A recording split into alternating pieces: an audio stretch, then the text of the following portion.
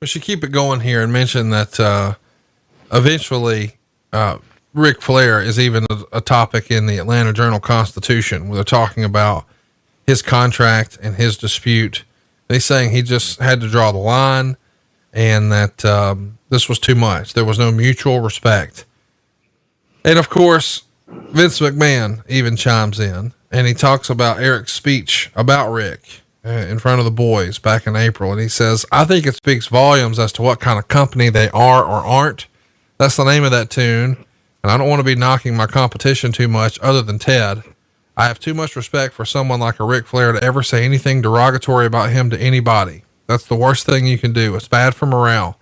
If he's going to walk into a locker room and knock an icon like Ric Flair, who's done so much for this business, that just doesn't make sense. And he would also say he would love to have Rick be a part of the WWF. At any point, did you think, hey, it wouldn't surprise me if Rick wound up in the WWF? Or were you always in the back of your mind pretty confident that this thing would work out? Well, he had always said to me that his career would not be complete until he had went to the show. Tully and I had already been there. It's the one thing that was missing on his resume was to probably go wrestle Steve Austin on a pay-per-view at WrestleMania, something of that nature. Just knowing Rick and his ego, and hey, I don't doubt him and don't blame him a bit. My God, I'd like to have that same dream myself. And I also know that Vince McMahon is very charming. You can walk in the room ready for your head to blow off, mad at him about something that has occurred, and have a 10-minute conversation with him. And when you go back out the door, you're floating about 3 feet above the ground. He has that ability. So he would have been so smart to have done that at that time, because I can assure you that conversation about starving your family out and all that did make the wrestler grapevine and the wrestler hotline, and everybody in the business knew about it inside of a week. And that's pretty stout. You know, you don't get much heavier than that. So it did make the rounds, and Vince was right there to say the right thing at the right time.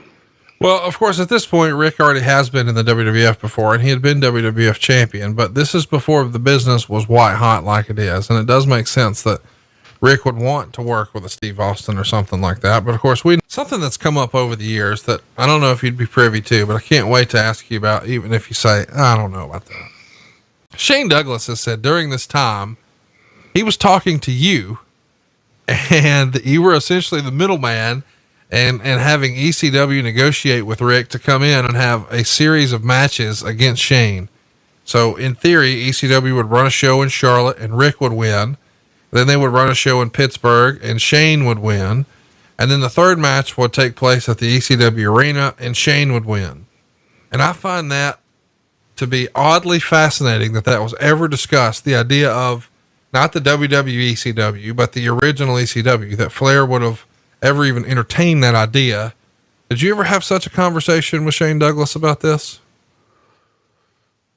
I have no recollection of that conversation happening. Now, could I have run into Shane somewhere? And if Rick was still in limbo, that'd have been a hypothetical conversation after a couple of beers, maybe, if we happened to be in the same place.